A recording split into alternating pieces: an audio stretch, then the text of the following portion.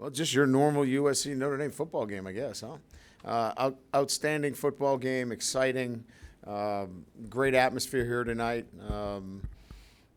Everything that you would expect between the two teams.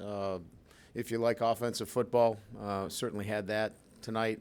Special teams, a little bit of everything.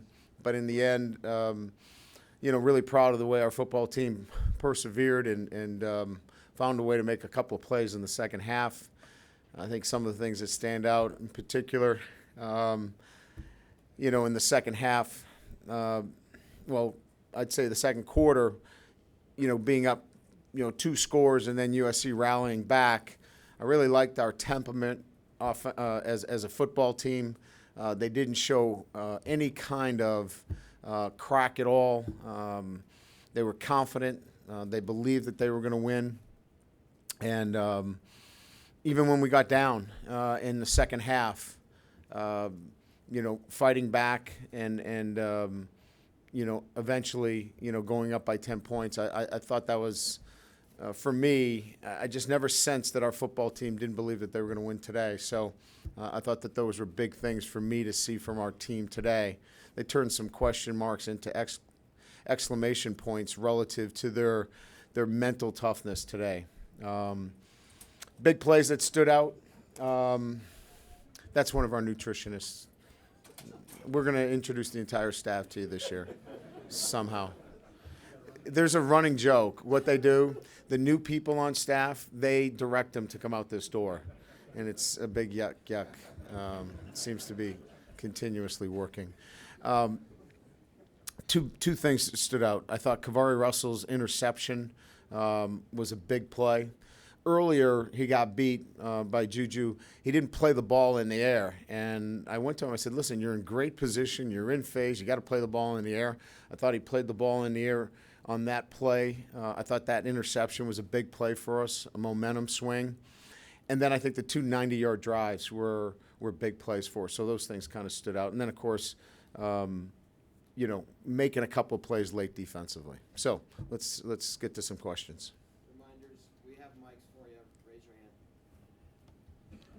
Coach. Go ahead, Lou. In addition to the 2 90-yard drives, you're backed up. You're down 31-24. It's 3rd and 5 at the 15. Deshaun looked like he was going to get sacked, that 23-yard scramble. But his overall running today also with the read option seemed to really aid the overall offense. Yeah, I thought he, he's very capable. He's still learning. He had run into a sack earlier, Lou. They had rushed 3, dropped 8, and you have to attack the pocket inside out in a 3-man rush. And he kept escaping outside the pocket where we can't help him there.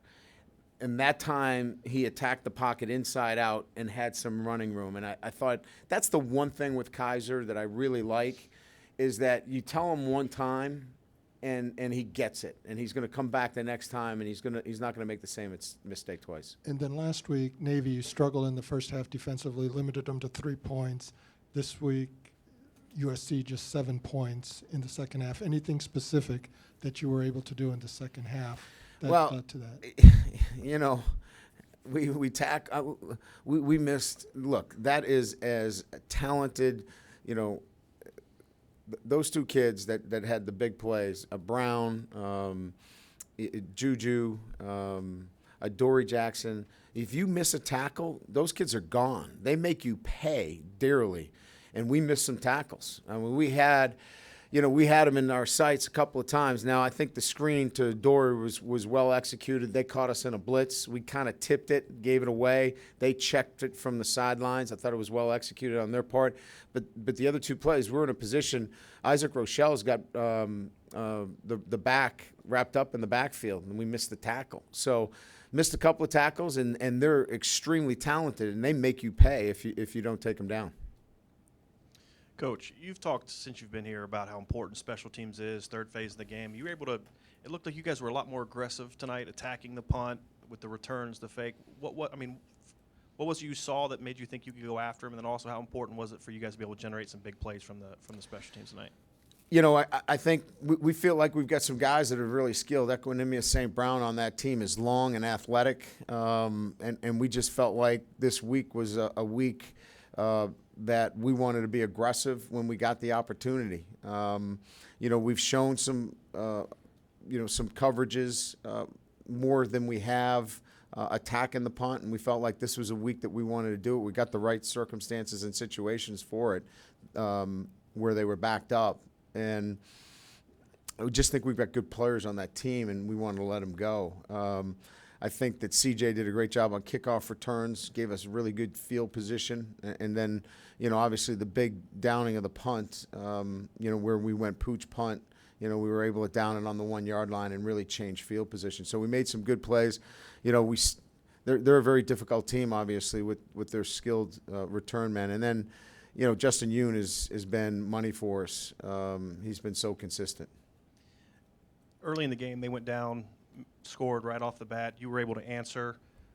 They went up 31-24. You were able to answer. How important was it for you guys to be able to respond to USC's early blows? I think that's the big picture that our theme all week was the mental toughness that we wanted to exhibit today. Was the one question that we wanted to answer. And I didn't see anything on the sideline that resembled our guys not believing that they were going to come back. Every time we huddled up on the sideline, when we were backed up on the 10-yard line, it was a positive conversation about us moving the ball down the field. It was really good. And the last one for me, you talked about Adoree', Juju being able to rip off the big plays, Ronald Jones. You're able to kind of find that in your own offense. How important is it for you in this offense to be able to have those big play speed guys that you can kind of counter with your own?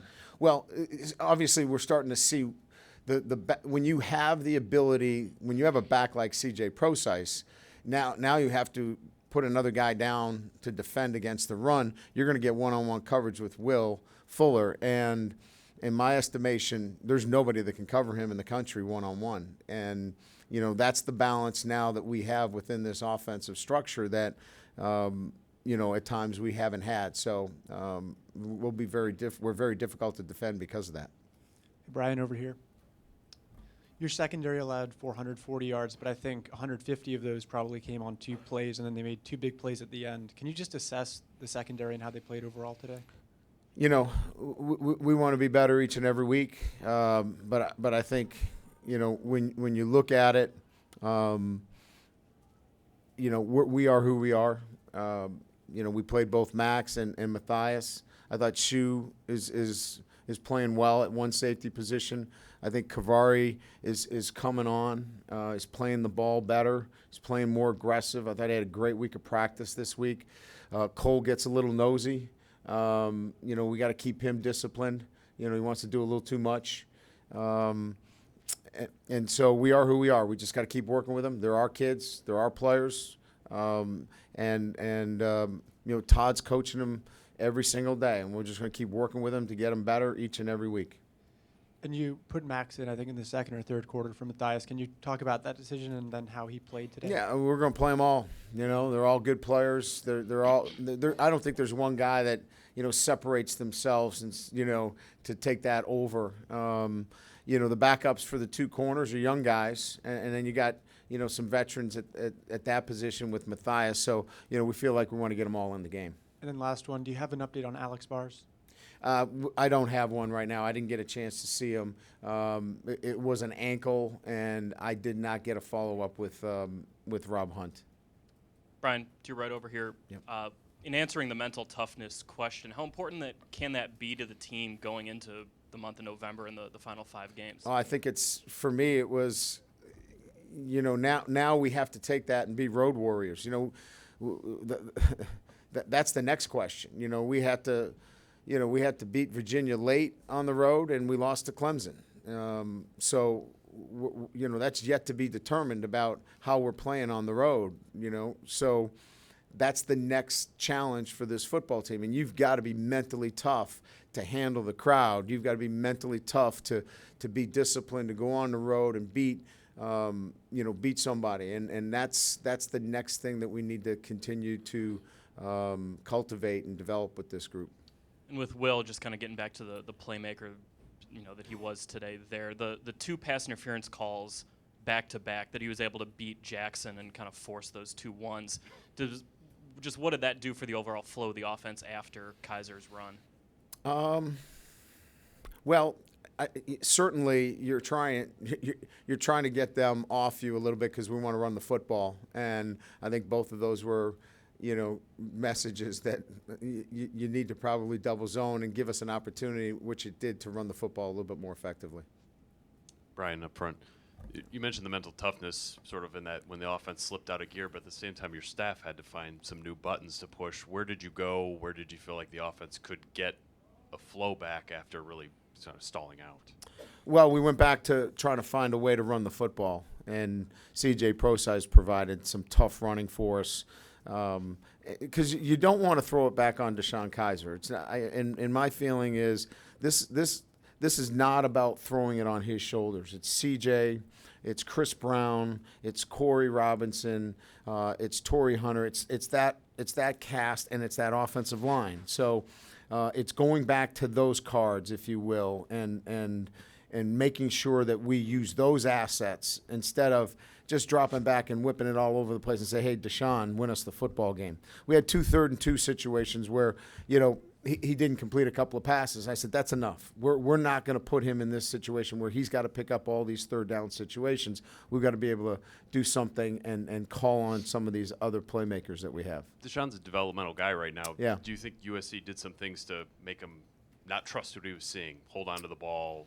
There was only probably 1 or 2 occasions. He's experiencing some new things that he every time he goes out there. Like when he took the sack on to pull us out of field goal range. He knew before I even said something. And that's what's great about coaching him, Pete, is that he knows it before I even say anything. He's like, I can't believe I did that. I mean, I got to throw that ball away. So he's learning, and he saw some things, and things occur out there that are learning pieces for him every single game. What was sort of the vibe on the sideline after Torrey's fumble? You could have gone up, I think, 28-10 at that point. I mean, it could have really. Go make a play. We're going to get back down there again. I went over to Torrey and said, hey, listen, first of all, you can't fumble the football down there. You got to take care of the football. So there's always accountability with mistakes. Then, all right, they were all sitting together, the receivers. I went over there and said, hey, listen, we're going to get back down there again. Let's go make a play. And they were all positive, and they did. Coach, right here. Yeah. Did you feel like at that point in time that you really let USC stay in the game? No, those are always missed opportunities. I didn't feel like, we're not going to win this game because we fumbled. I just felt like there was too much confidence on our sideline. Our guys believed that they were going to win today. So that's how I felt. You said a couple times already, you guys never really felt you were going to lose this game. How much of that comes back to just the confidence in a guy like Kaiser, and how surprising is that given where he was just a couple months ago? He definitely has a confident demeanor. When he threw in the 4th quarter late there, when we threw the ball down the field to Will, he told Will, I'll meet you in the end zone. I said, that's north of confidence, south of cocky. I thought it was pretty good. That's the kind of kid he is, and it shows a lot about his confidence. Did you know you had that in him, before the season even? I knew he was a confident kid, but he carries it all the time, and people on this football team respect him because of it.